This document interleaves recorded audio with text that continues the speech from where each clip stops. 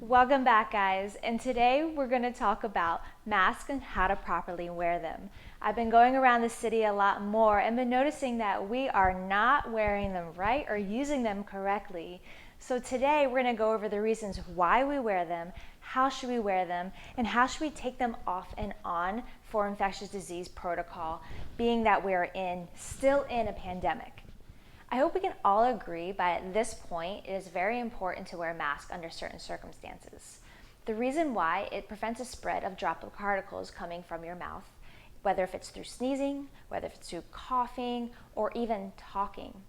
CDC has shown that it takes about 6 feet for when you talk or sneeze or expel for the droplets to travel and then fall on the ground.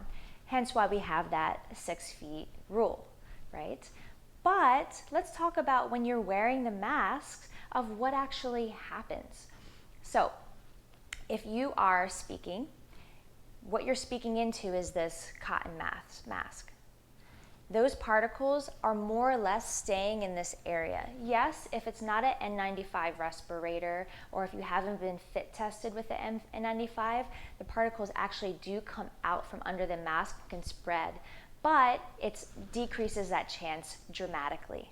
So now that we know that the virus can be spread through coughing, sneezing, and or talking, and the importance of masks when you're in certain circumstances, let's actually talk about those circumstances.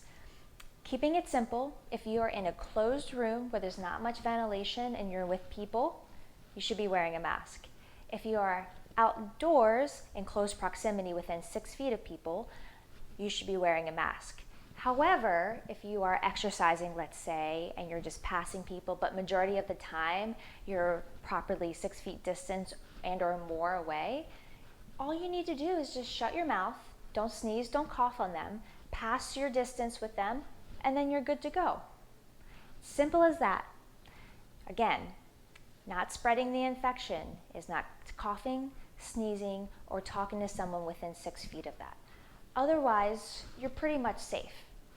Next, let's talk about actually hand washing and other things you can do to help prevent.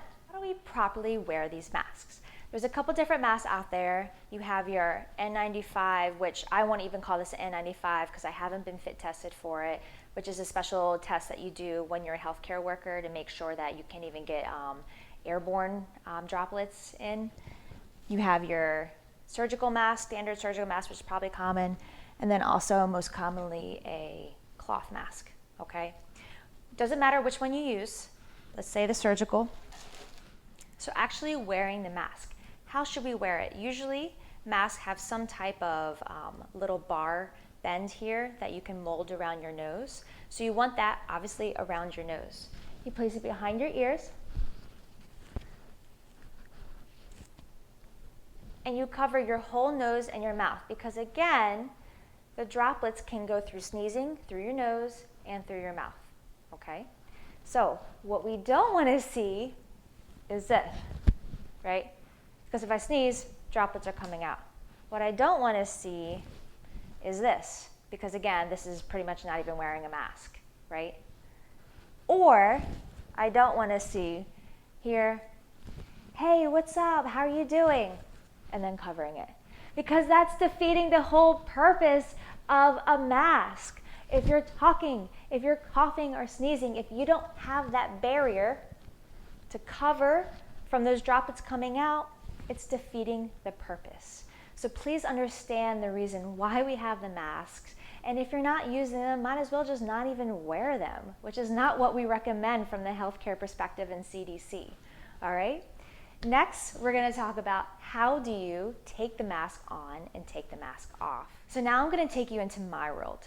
Back in the days when I worked in the ICU, in known positive COVID rooms, where as soon as I walked in, COVID's everywhere, okay? Now, when you go to put your mask on, the first thing you need to do is wash your hands. If you don't have soap and water, hand sanitizer, which through CDC recommends at least 60 to 70% alcohol content within it, okay? Hands are washed, then you touch your clean mask. Not a reusable mask, not a cloth mask that you haven't washed. You're gonna put your hands around your ears.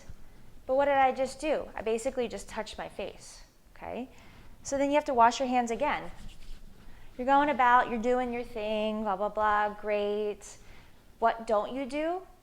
Don't touch your mask, don't touch your face, because you have to assume that the virus is on you from the outside environment, or what someone actually coughed or sneezed around you and you walked past that.